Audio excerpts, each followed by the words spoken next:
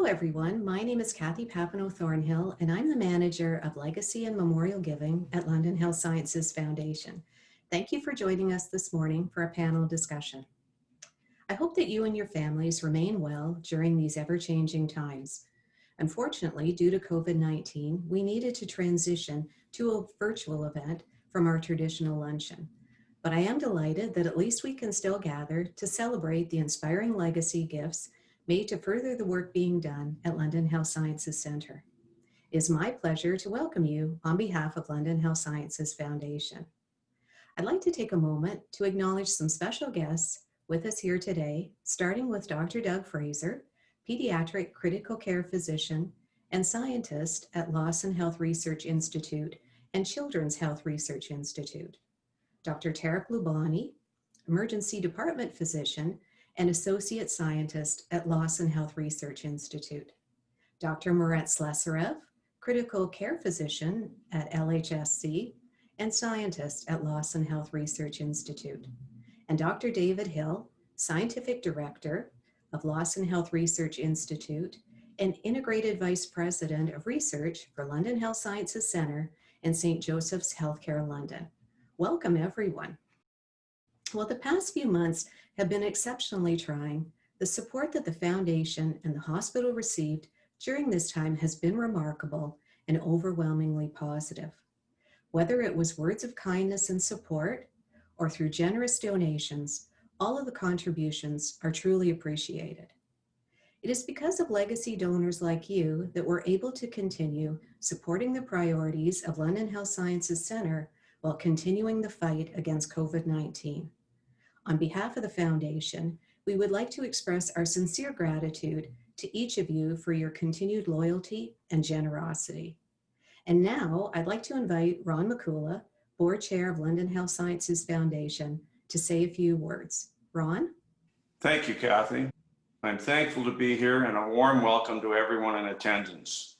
We believe donors who leave a legacy gift have a passion for the present and a vision for the future. You are investing today in the hope of making tomorrow a better place for the patients and families at our hospital. You play a vital role in our success and hold the promise of the future in your hands. Your generosity continues to change healthcare and inspire hope for years to come. Philanthropy fuels the power of research, which leads to saving lives and improving healthcare.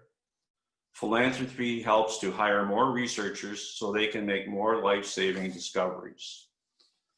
Philanthropy also allows us to fund new technologies which can change lives and give freedom back to patients. At LHSF, we believe hope is the best gift to give. Your generosity gives that gift to patients at LHSC each and every day. We are truly grateful for the contributions you make as we continue to fundraise for the future of medicine. Today, our panelists will discuss the COVID-19 research that is being done right here in London at LHSC. We will provide an insider's view of the research that is underway, the results, and what it all means, and the impact it is having globally in the fight against COVID-19. I would now like to invite Dr. David Hill, who will be moderating our panel discussion, to begin with the first guest speaker, Dr. Douglas Fraser. His published research was the first in the world to profile the immune response to the COVID-19 virus and identify potential therapeutic targets. This groundbreaking research is funded through a legacy gift from a generous donor. Welcome, Dr. Hill. Thank you, Ron. It's a pleasure to introduce Dr. Doug Fraser, who is a critical care physician at the Children's Hospital and also a scientist at the Children's Health Research Institute, which is a part of Lawson. Dr. Fraser is also a professor in the Department of Pediatrics at Western University. And during the pandemic, Doug has stepped up to look at the way that the virus interacts with our various body tissues in adults as well as in children. So Doug, can you give us a brief description of the research studies that you have been involved in?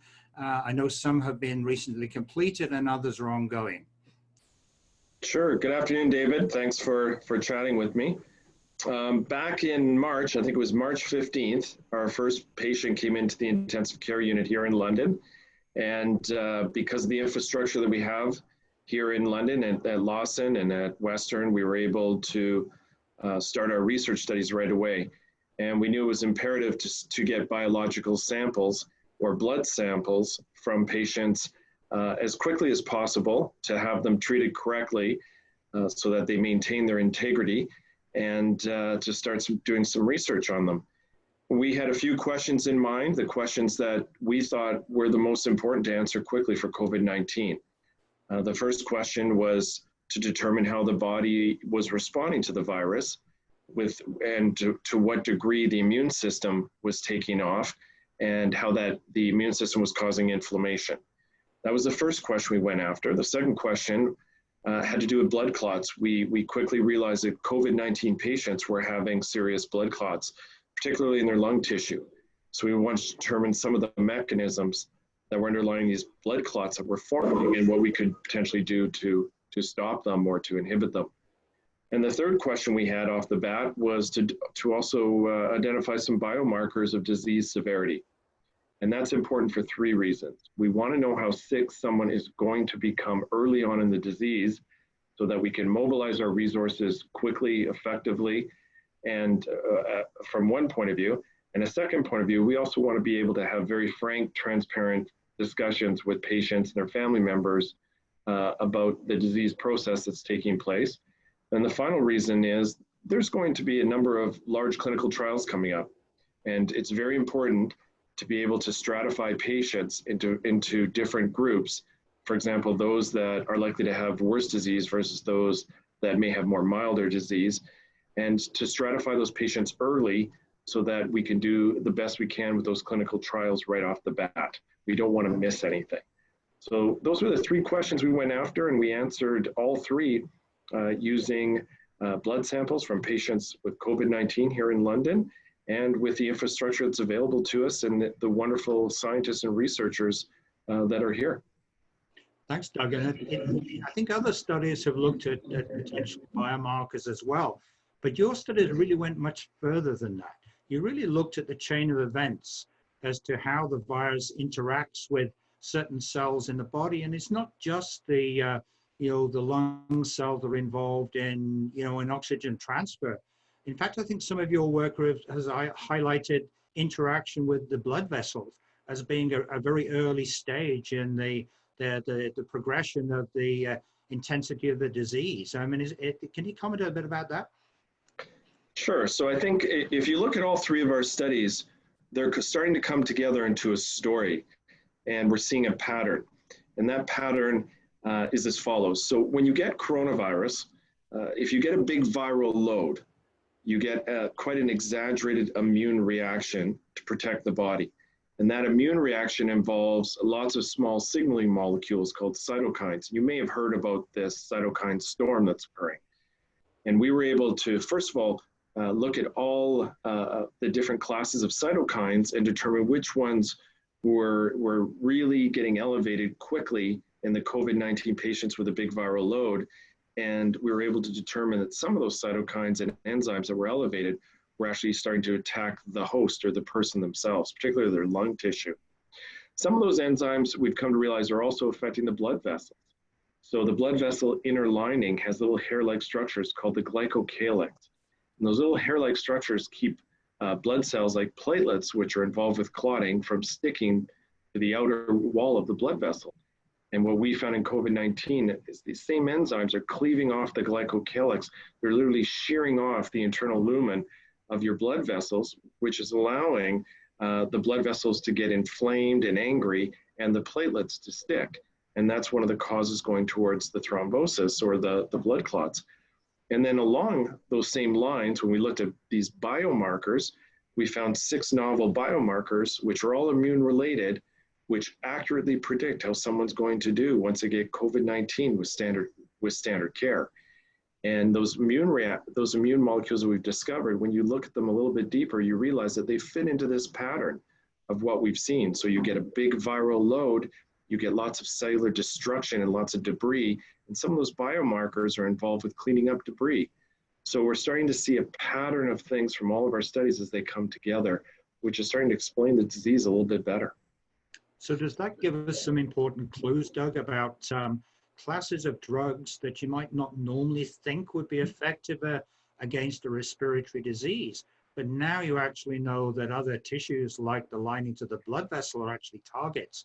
Are there existing drugs we could repurpose then to get to those early stages of the tissue inflammation? Absolutely. So we've identified a number of potential therapeutic targets. So if we start again in the beginning with the immune reaction, one molecule, tumor necrosis factor, TNF, typically if you get an infection, TNF goes up very quickly within hours, and then it comes back down to normal levels within hours. And it's considered one of the gatekeepers. It opens up the barn doors to all these other molecules that are being released. What we found in COVID-19 is TNF not only goes up in quite an exaggerated way, but it stays up for the entire ICU stay in the patients. So there's a different pattern that we're seeing with that molecule, and that pattern tells us that it is a potential therapeutic target because it's behaving in a way that we've never seen before.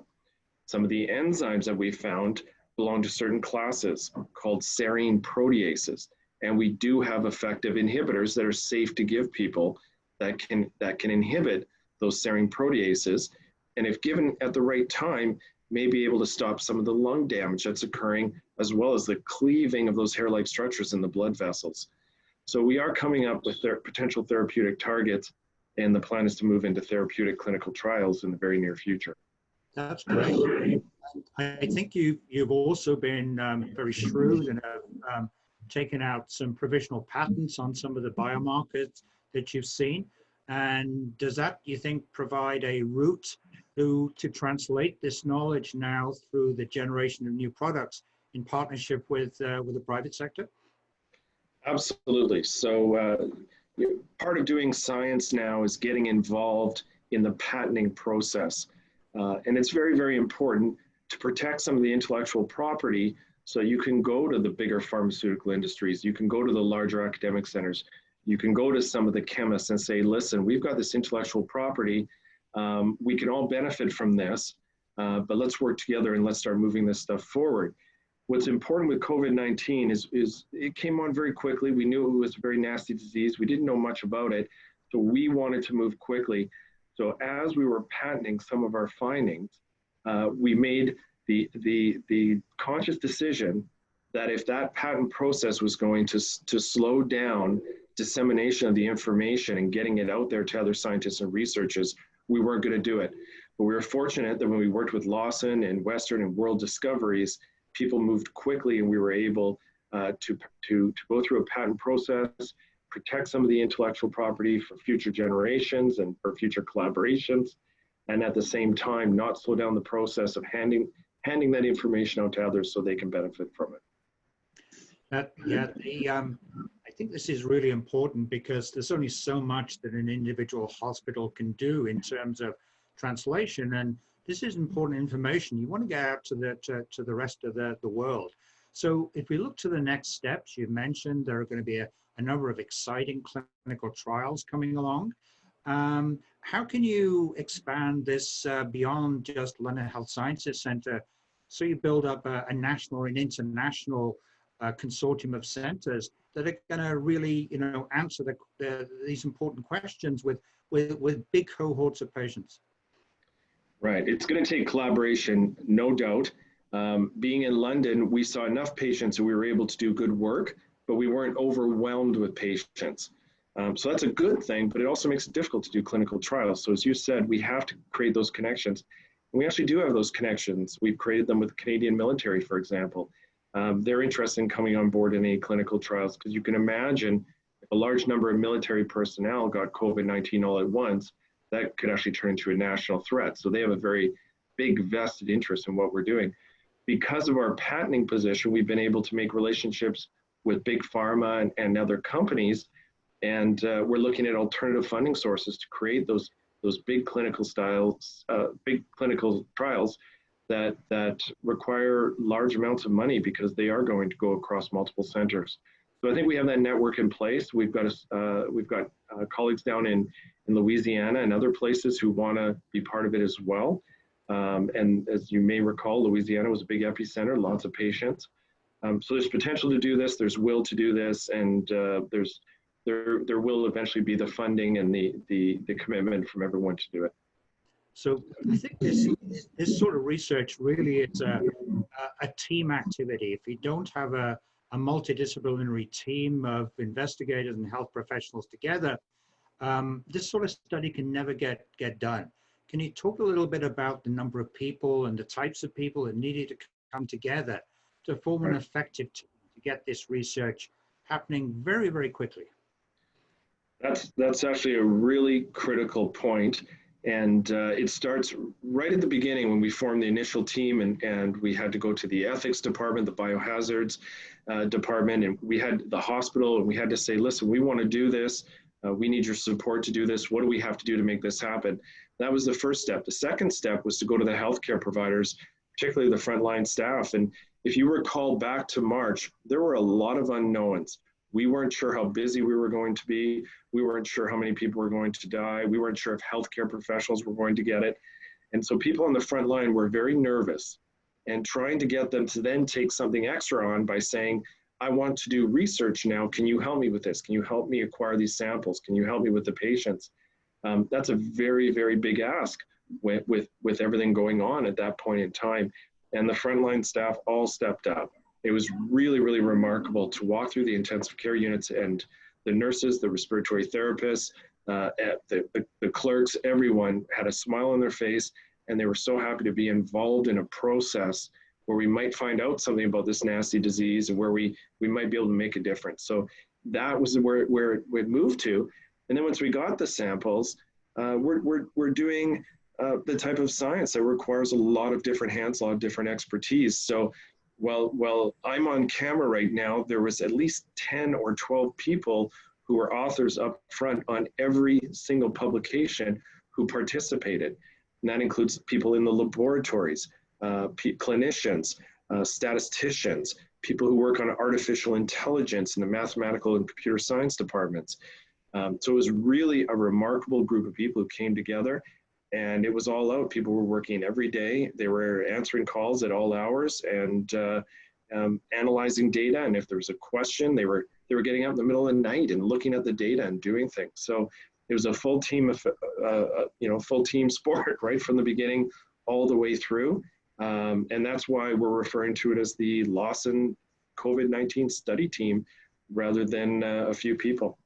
And that's great. It really emphasizes that you have to have a team come together, and yes, only one person can be the first author on a paper, but it is a team, and recognizing that team is crucial, particularly in hospital-based research where no one person can do everything on a study. I think for your studies also, though, it was very important that you yourself went into the ICU every single day and personally collected samples from critically ill patients. And that must have made a big impact and an impression on the frontline care staff to see that your research was absolutely going on there at the front line, and they must have felt really involved in that process and supportive of the research going ahead.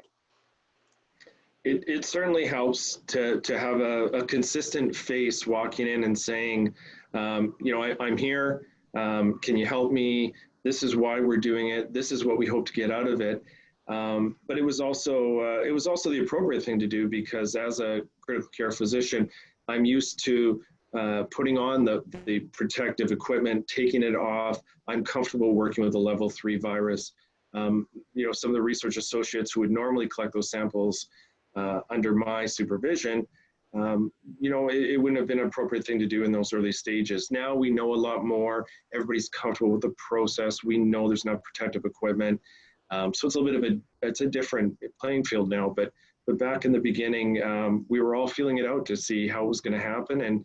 And that's the way it happened in the clinical areas, and in the lab, it was a little bit different where, the people who were most experienced were working with the samples first, who were comfortable, who knew how to protect themselves, and the people around them. So it was a process at multiple levels. Absolutely. And I think, this research could not have got going so quickly if it hadn't been, with the donors, through London Health Sciences Centre Foundation had not been there and ready to kickstart this research at the quickest possible opportunity. And I think, estate gifts through the foundation were really very important in giving you the means to kickstart this research in a very short period of time. Can you say a little bit about the importance of gifts through the foundation, particularly things like estate gifts that give you the flexibility to really get off the ground quickly?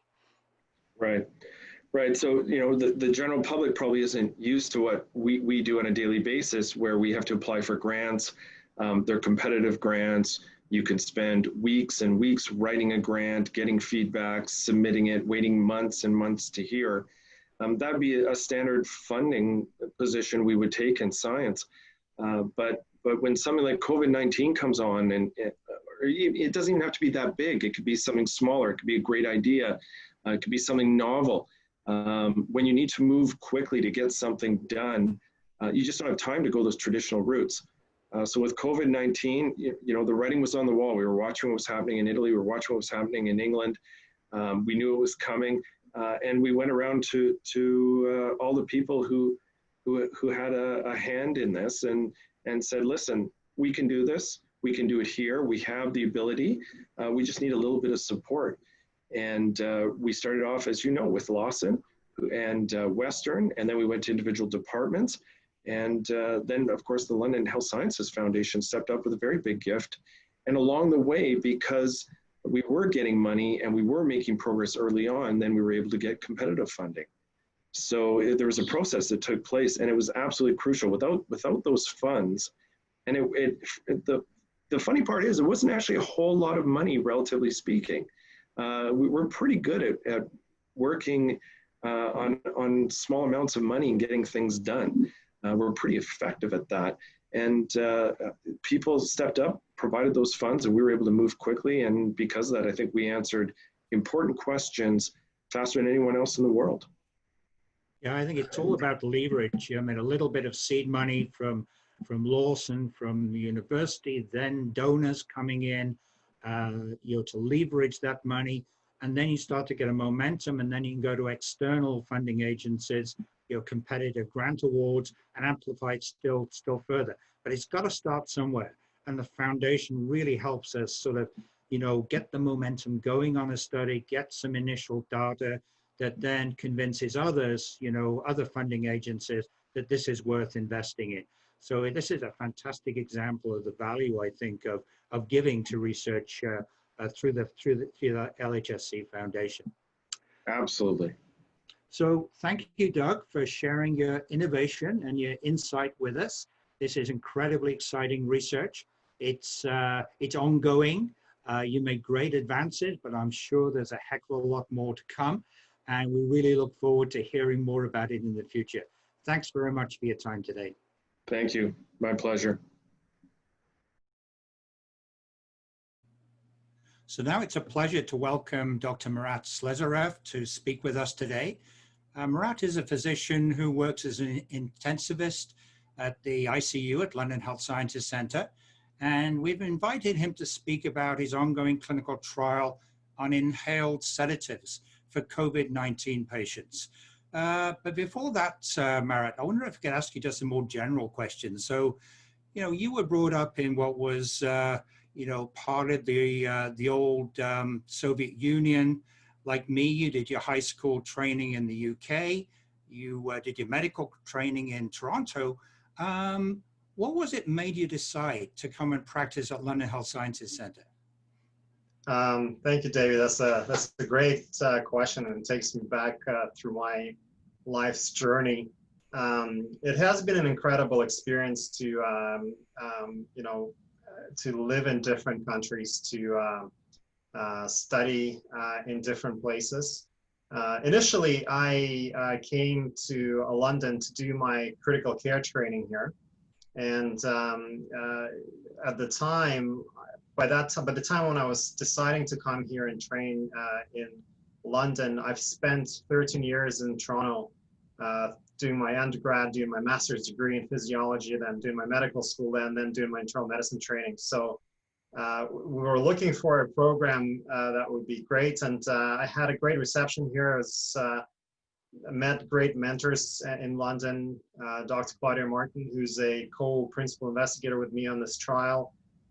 It was a great experience to come here when I was interviewing, and then I decided to come here for training. After completing my critical care training, I again was mentored by Dr. Martin and Michael Sharp at the North End, and decided to pursue additional training in medical biophysics. I'm actually completing my PhD in that area right now. It's the thesis has been submitted. I'm waiting for my defense date. But I think the reason for staying in London has been really incredible mentorship and opportunity to do research. This is a phenomenal place to work, clinically, and a very supportive place to do research at Lawson. We also love the city.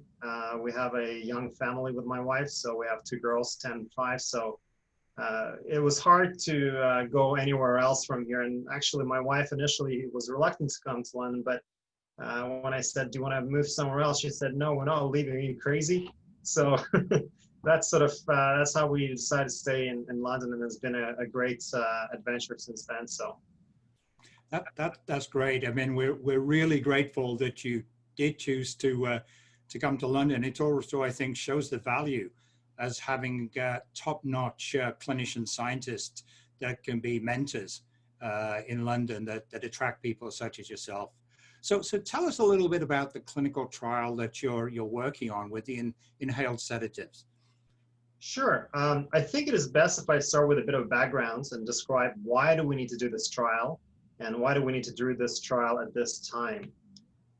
So one of the major challenges of COVID-19 is that many patients develop severe forms of pneumonia that require mechanical ventilation in the intensive care unit. And mechanical ventilation is an invasive procedure that involves placement of a plastic breathing tube into the patient's windpipe. This is known as intubation. And in order to tolerate this procedure, patients need to be sedated, which is usually done using intravenous medications. However, the large number of patients that needed ventilation worldwide during the current pandemic and the disruption of supply chains resulted in global shortage of IV agents. And if we run out of these agents, we'll not be able to ventilate patients with COVID, even if enough ventilators are available. You may have seen in the news that there's been a lot of talk about shortage of ventilators. But one of the greatest challenges that we've experienced locally and in Canada in general was during the peak of the pandemic in spring, there was a shortage of IV sedatives. So we needed to find a solution, and we needed to find a solution quickly. And one of the readily available options are these things called inhaled anesthetics. These are the medications that are used routinely in the operating room to put patients to sleep during surgery. They've been around for a very long time, are safe, inexpensive, and readily available, not just in Canada, but worldwide, especially in places that have low resources.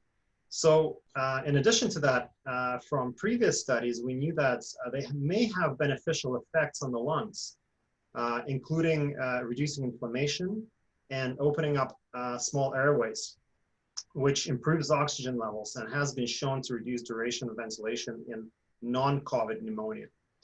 So the goal of our trial is to determine whether sedation with inhaled anesthetics improves survival in ventilated patients with COVID-19 pneumonia compared to standard IV sedation.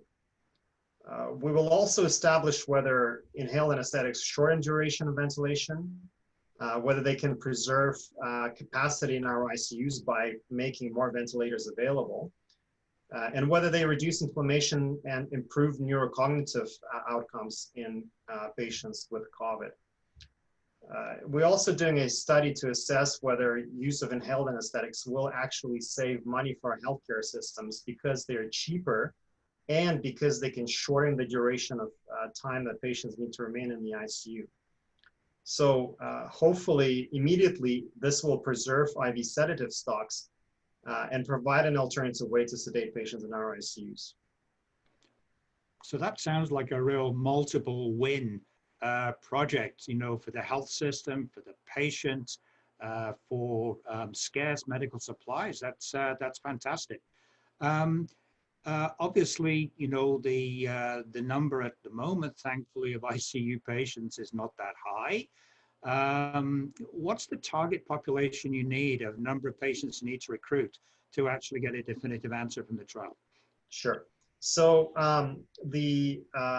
because this is a pandemic trial, we aimed for what is known as a pragmatic approach. And because we did not know a priori how many patients we will see in any given region, we needed to ensure that we're doing this across multiple sites.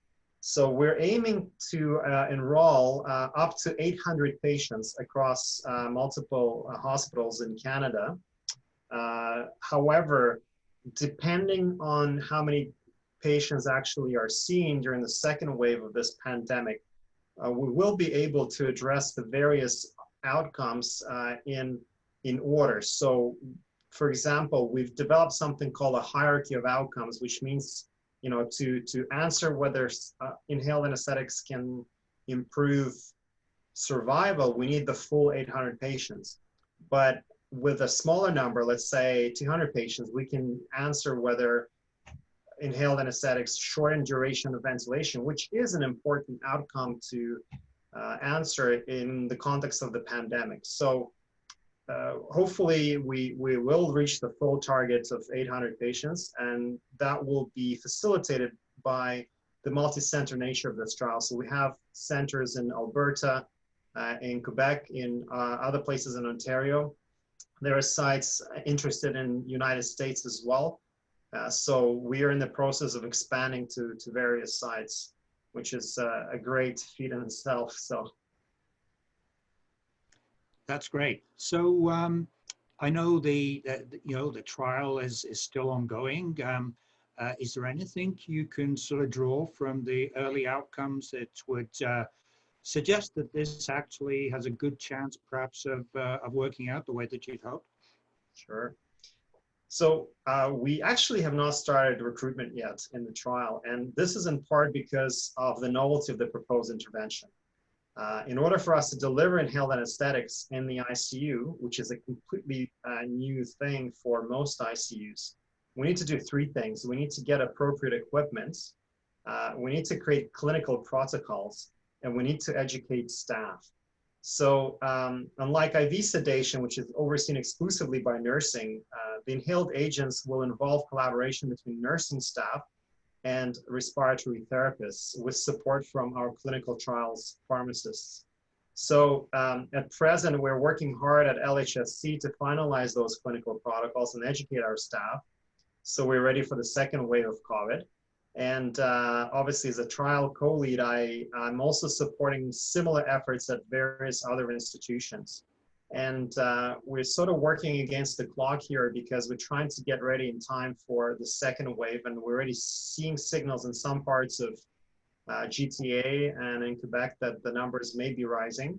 So it's a race against time right now. But again, because of the novelty of this intervention, we cannot, take the education side of this lightly, because it's important that if, in addition, that we do this trial well, we do it safely, both for the patients and the staff. So I can't thank enough the interdisciplinary team in London that's helping me here. There's two senior research coordinators, nurses, respiratory therapists, pharmacists, educators, and we had tremendous support from our leadership here in critical care and pharmacy. So everybody's working tirelessly to make sure that this happens in time.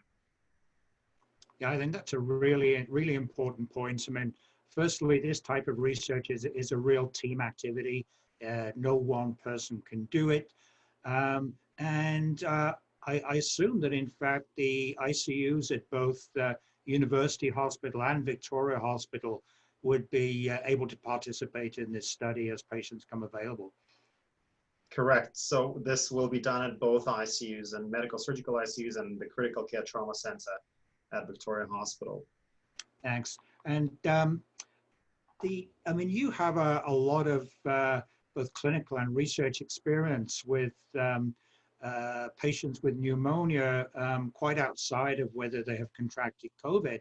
I presume this sort of methodology, the use of inhaled sedatives, is really going to be widely applicable to many other types of patients that are going to have respiratory problems quite outside of COVID. Is that correct?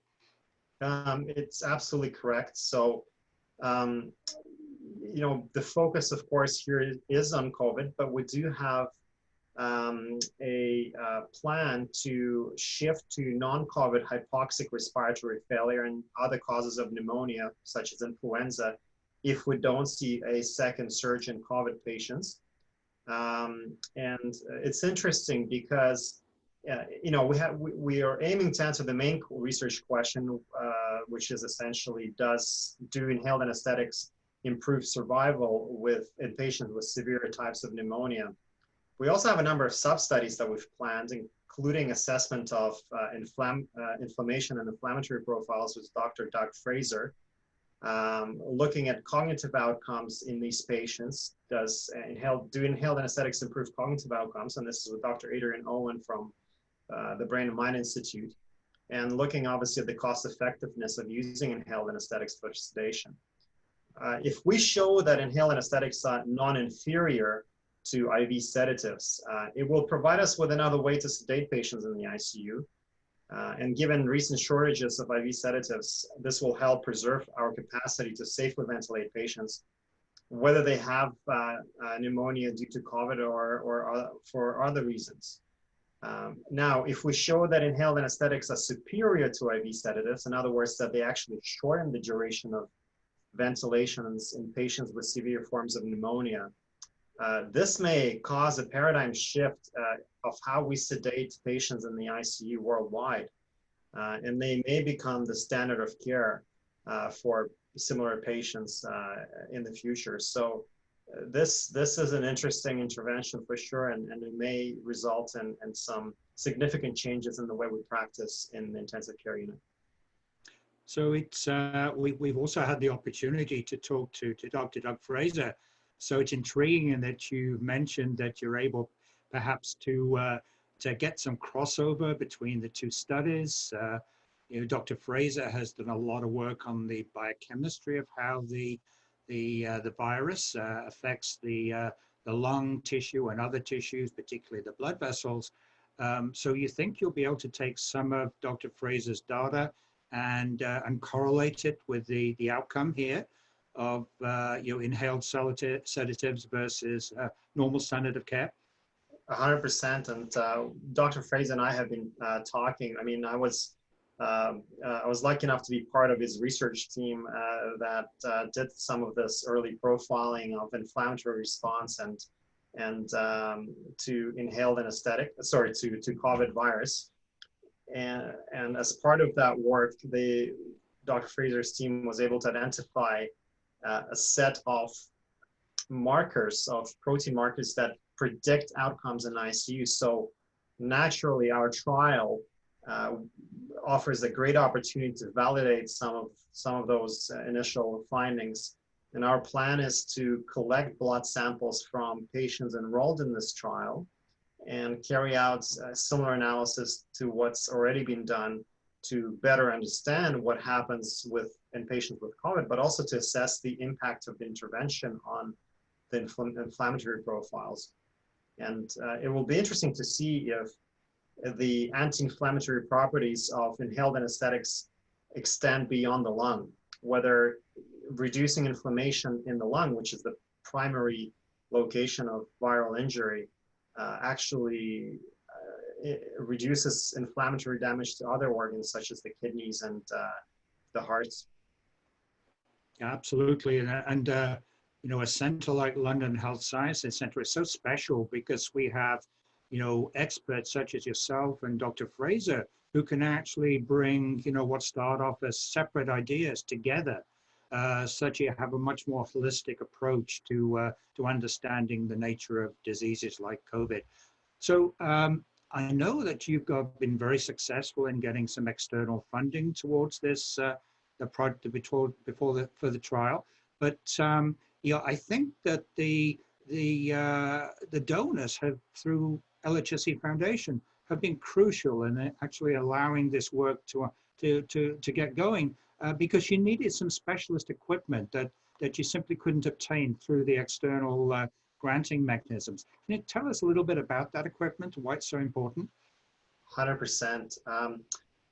One of the challenges of implementing the inhaled sedation in our ICUs is that we need to purchase specific equipment that could work with our current ICU monitors and ventilators. And out of all of that equipment, one of the crucial equipment, one of the most important equipment is monitors that can carefully monitor and accurately show us the concentrations of inhaled sedatives in patients with exhaled breath. And the goal there is to make sure that we're able to measure concentration of inhaled sedatives in order to titrate it precisely for patient safety. And the monitors are quite expensive, actually, and they do not fall into the budgetary item lines of existing grants that we were able to obtain. So I reached out to the foundation, and they were incredibly generous to support us in purchasing bedside anesthesia monitors that integrate with our existing fleet of ICU monitors. And this will essentially allow us to measure levels of inhaled sedatives and ensure that we can deliver them safely, both during the trial and beyond, if sedation with inhaled anesthetics becomes standard of care. And also, if there are certain indications in critically ill patients where inhaled anesthetics are actually beneficial. Some of them include severe forms of asthma, severe forms of seizures, and difficult to sedate patients who have severe burns or may have resistance to usual sedatives. So in those situations, I think we will be reaching out for those monitors to deliver these medications clinically. So this has been a great support, and I'm really thankful to the donors and to the foundation for supporting this cause. Absolutely, and it just shows all the stakeholders have to come to the table to get an innovative study like this off the ground. Yes, there's external funding agencies, but our own community is crucial for plugging some of those gaps and actually allowing things to start. So thank you very much, Marit, for explaining your trial and taking the time to speak with us today. We're going to take a short break now, but please continue watching as we're going to share an inspiring video of the importance of legacy giving. Thank you. I worked at Union Gas for several years, and that's where I met my wife, Frances. She had an office kitty corner to me, and I thought she was, beautiful, attractive, and I wanted to meet her. I didn't realize at that time that we were going to start seeing each other and eventually get married. When Fran was first diagnosed with MS, it was quite shocking, and at that point we tried to read everything and learn as much as we could. We always had the support of the MS clinic. She unfortunately went into a nursing home only at the age of 50, where she lived for about 6.5 years prior to her passing. We knew the struggles and the battles that we had to go through, and we thought if we can help fund some research, that maybe we can help others in the future. I look forward to the day where they do find a cure for MS, but finding a cure is not cheap, and it requires funding and money. There's great benefits in terms of estate planning. I think it's a smart way for everyone to set up their estate where they can maximize their gift in a tax-saving and strategic way. Sadly, Fran is not with us today, but she fought a hard and courageous battle. Now that she's not here to fight, I am, and I'll continue fighting it in her memory and her legacy. So it's now my pleasure to introduce Dr. Tarek Lubani, who's an emergency room physician at London Health Sciences Centre and associate scientist at Lawson. Tarek has a long history of creating low-cost medical devices for use in parts of the world where healthcare supplies are less abundant than they are in Canada. And he's been awarded international prizes for this work. But during the pandemic, he has applied his innovation skills much closer to home. Tarek is joining us to discuss the creation of a novel, non-invasive ventilation mask that could help in preventing patients from having to move to ventilation, which involves a tube down the throat and all of the associated problems like heavy sedation. So Tarek, can you give us an overview of the research that you've been performing and really start with, where did the idea for the mask come from? One of the things that we've known for quite a while is that the non-invasive techniques of ventilation, that is the ones that don't involve putting a patient into an induced coma, are techniques that are dangerous for the people around the patient. So we have a mask that we put on people's faces and then we start blowing high pressure air without really a very good seal around it. And that means that it's dangerous to other patients and it's dangerous to the healthcare providers who are around. I was taught this in medical school years and years ago, but so we've known it, it's not a new problem, but this problem wasn't something that we felt we really needed to do something about because ultimately the use of BiPAP wasn't all that pervasive and the risk of infection was acceptable. We sort of thought, okay, so my patient gives me the flu. That's a hazard of working in the emergency or working in some of these care centers. And it's worth it because I pay the cost and my patient gets the benefit. Non-invasive ventilation is less dangerous for the patient, more likely to get them out of the hospital sooner and healthier. So when we hit COVID, finally the equation didn't add up. It didn't make sense to expose healthcare providers and other patients to these aerosols that are being generated like crazy, you know, at the rate of 100 liters per minute. We're generating aerosols when we're using BiPAP with regular masks. And that was the genesis of this idea. Now, this idea hasn't really been tried that much before. And so we knew kind of how it would work. Other people had started working on it during COVID, but we didn't know exactly how it was that we were going to make it happen. And that's where we started looking to other industries, like, for example, who else needs nothing to get into their mask and nothing to really get out? Firefighters. And so we took a firefighter mask, started modifying it, and turned it into something that we could provide oxygen to our patients with without anything happening to the people around them, without other people being exposed. That's great. So did you literally just start with a firefighter's mask off the shelf sort of thing and then adapt it, or have you had to do some materials modifications for use in a clinical environment? For us, it was very important to be able to take this technology that we worked on and developed and to be able to apply it really anywhere, to be able to give it to anybody who needs it anywhere in the world. There are firefighters pretty much anywhere where there are hospitals, and they generally have masks. This is more or less universal. It was not just our team. We were in collaboration with a team from General Dynamics who have lots of experience with these kinds of things. And all we wanted as LHSC, as Lawson, was to basically say to people that we need you to the designers, we need you to give us something that we can use anywhere and that's cheap. And that meant that we had to start with something that already existed.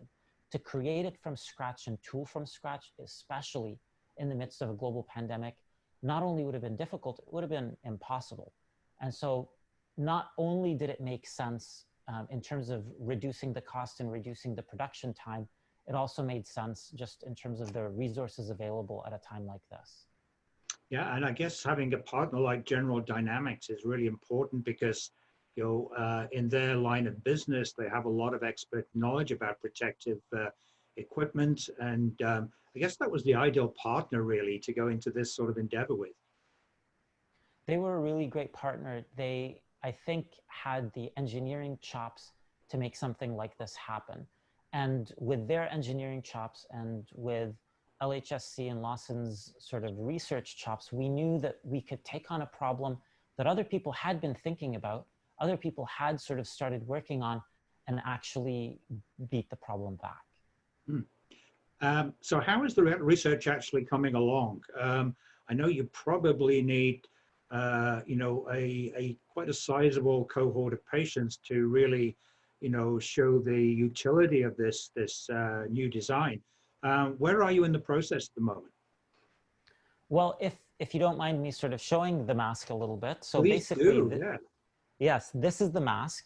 And essentially this part here is the firefighter mask.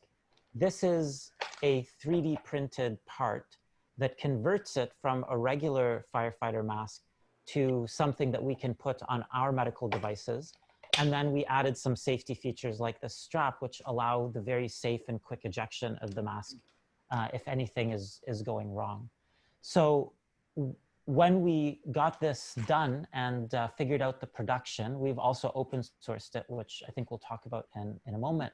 Then we started turning towards getting the ethics straight and starting to test it on patients. We have a seasonality to the use of BiPAP. And of course, very luckily in London, we didn't have a very large first wave of COVID. And so we started testing it and got a really good idea of how this mask worked and got some preliminary data after the first few months. We're about halfway through our data collection right now, which is great. And there has been a lull through the summer of BiPAP use because not as many people need it. There's always a lull every summer. So we're now starting to pick up. Actually, we just ran a patient last night, and we expect that we'll be able to get the rest of the patients sorted out over the next few months. Well, that's really encouraging. And while it was COVID that really gave the impetus to move this idea along, I guess this is a piece of apparatus that would really be applicable for other patients with any sort of risk of an infectious disease that would protect them and also protect the healthcare workers. By definition, the patients who are using this mask are very sick. You wouldn't put this on somebody who isn't. And infection is both in terms of overt infections, I can tell this person has a pneumonia, or covert infections, superimposed or hidden or occult. These things are such a part of BiPAP that we've known this is a problem. And I think it's probably high time that we stop putting our respiratory therapists, our nurses, and our other patients at risk. Even after, you're right, COVID was the impetus, and I think COVID is probably one of the most important uses here. But even after that is done, these masks will be usable by so many patients in so many places so that they can reduce the risk to themselves, to the people around them, and to the healthcare teams. I think it's something that we've owed to the healthcare teams for quite a while. And I'm glad that we're finally able to realize the promise of safety to the people taking care of our most vulnerable patients. Which brings us on then to how are you going to, distribute this knowledge and make the mask available? And you mentioned, you want to make it open source. Can you sort of just describe the translational plan to get this mask, into wide use within, not just within Canada, but potentially, around the world? And what's your business strategy for getting that distributed? We have a history now of making other medical devices that are very expensive on the market, but very cheap to produce. And the reason why they tend to be very expensive is that maybe there's a lack of knowledge in how to produce them in a high quality way. So for example, our group started with something very, very simple about 6 years ago now, the stethoscope. I have one here with me actually. So this is a stethoscope that's 3D printed. 3D printer doesn't have to cost much. It's only a few $100s, and then uses literally the tube from Coca-Cola fountain machines. And and basically allows us to create a stethoscope that sells on the market for $200 to $300 for $2 to $3. $2.81 US actually was our breakdown. So we know that putting things out there makes them available to patients who might not necessarily be able to get them otherwise, and healthcare providers who might not necessarily be able to afford them otherwise. In London, would it change things if this mask cost $500 or $5,000? Probably not. But there are remote parts of Ontario where healthcare providers don't have that kind of funds, where healthcare providers aren't using high quality medical devices because they're not available. And they're not available either because they're too expensive, or they're not available because they just can't get them in. Right now, at any cost, you wouldn't be able to get these masks in. That's why what we do is we take the entire data set. So not just the research data, that's important, so that people can look at our data and verify it, but also how to produce the mask. So all of the plans are already available online, and all of the processes, how you go from having these parts for this mask to actually having a cohesive working mask. And then even more important than that, how you can check that the mask works. That's great. So I guess from a patient point of view, this is so reassuring because, you know, I've heard anecdotes of from ICU physicians that when they tell a patient they're going to have to go onto mechanical ventilation, and you know they know they're going to be heavily sedated, they know that the recovery from that is going to be long, and this option must be so welcoming from a patient point of view. One of the things that's happened very early on was a lot of patients with COVID were put immediately onto invasive mechanical ventilation, that is to say induced coma plus a tube all the way in. Lots of them did very, very badly, and that was for a number of reasons. But one of the things is that we were taking patients who had one problem and we were introducing another one. We early on had this bargain. We thought, okay, this is the cost is worth it. What we've learned over time is that COVID patients especially, but some other patients as well, they have a problem, but it's not a problem that needs us to, as it were, overreact right away. When we reduce the risks to a patient, we also reduce the bar for use. For example, if I have a patient who's elderly and not likely to survive mechanical ventilation, I'm going to be reluctant to start them on mechanical ventilation. So I'll wait until they're sicker. And of course, the longer you wait to start putting out the fire, the bigger the fire. With these relatively safe, non-invasive options, not just safe to the patient, but safe to me as well and my healthcare team, we can start sooner. Lots of hospitals all over Canada and all over the world banned non-invasive ventilation because it was so dangerous to other patients and to other healthcare staff. And this puts it back in their arsenal so that they can use it and keep their patients and themselves safe. Would it necessarily change outcomes in London? In London, we have negative pressure rooms. Maybe not.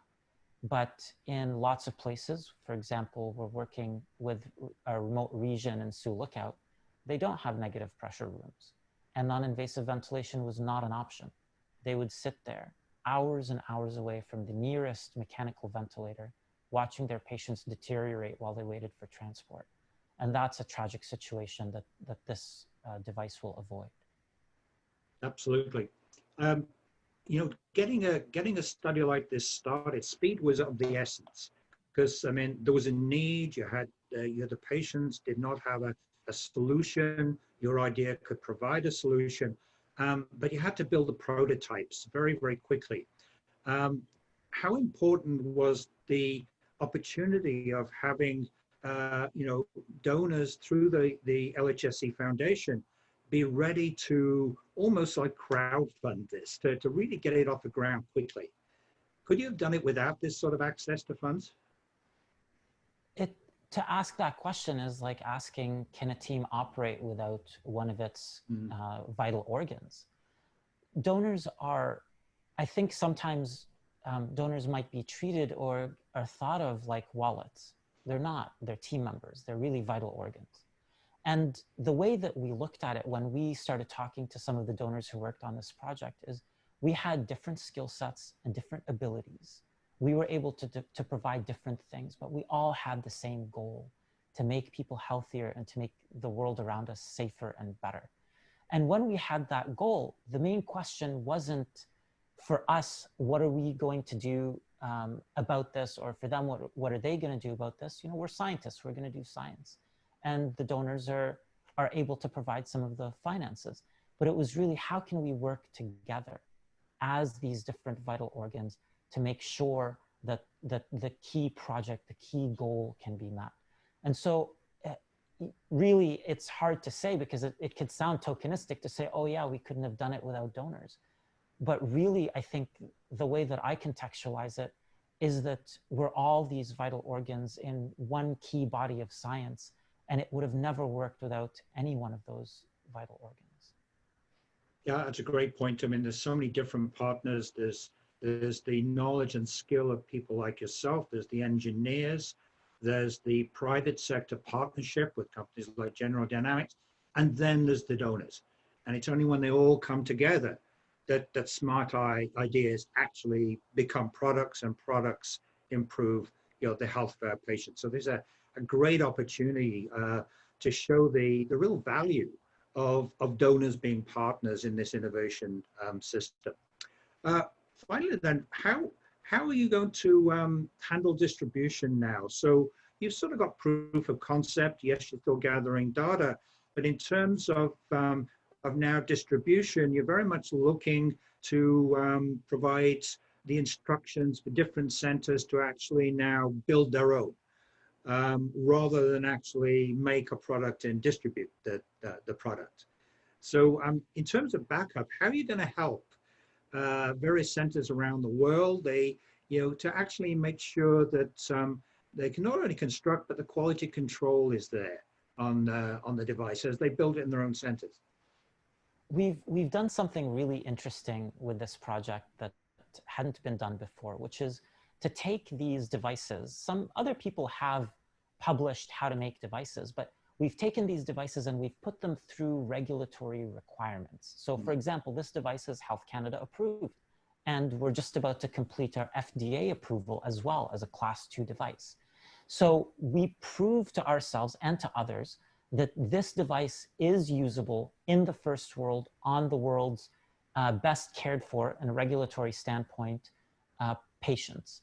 Once we do that, then basically the same project, the GLIA project, which operates out of LHSC in the Division of Emergency Medicine, and also sort of operates as a Health Canada approved and licensed facility, that group of people will make also these devices and make them available for purchase essentially at cost. And so anybody who wants to use it or buy it can do that. You can sort of think of it like a recipe book. You know, you might have a recipe book, you might know exactly how to make the finest spaghetti or pizza, but you might not want to make it yourself for whatever reason. So we provide the product for people. As well, we provide the recipe book. You know, some people are not within our purview or don't want necessarily for us to be making these devices for them. So we work with ministries of health, we consult with them, and we give them any information or expertise. For example, in Tunisia, there was a project where they wanted to create some of these devices. And so we sent some of our engineers over there to work with their engineers to get a production line up and running. And we've done the same in other parts of the world wherever really requested. And the third, of course, we are first and foremost scientists. And so we publish in scientific journals so that we can also put the rigors of science to these devices, and so that we can open ourselves up. Our goal is not to create a device and put it out there. Our goal is to make people's lives better and make people healthier.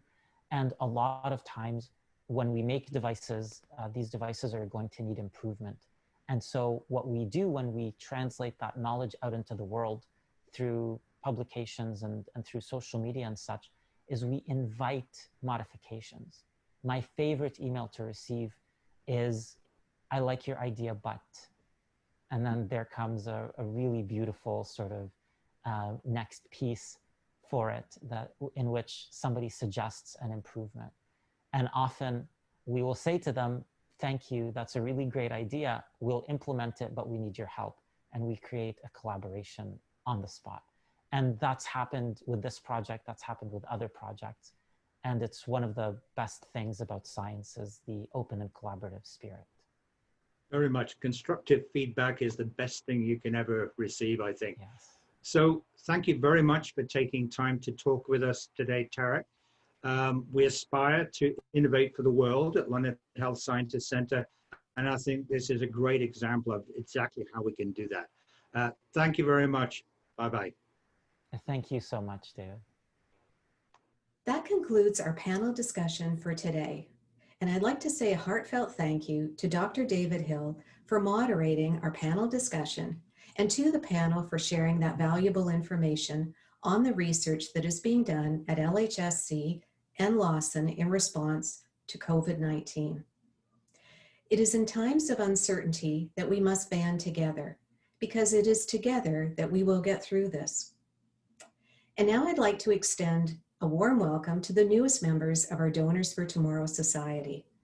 In the past year, many of you have confirmed a legacy gift in support of LHSC. For those of you who have chosen to allow us to publicly acknowledge your legacy gift to the hospital, your names will be added to our Donors for Tomorrow Society walls at Victoria and University Hospital sites.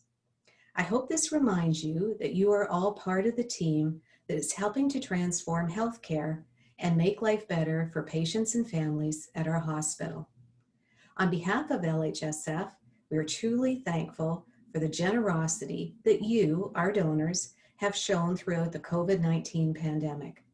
I want to express our sincere gratitude to each of you for the support that you've shown during these difficult times.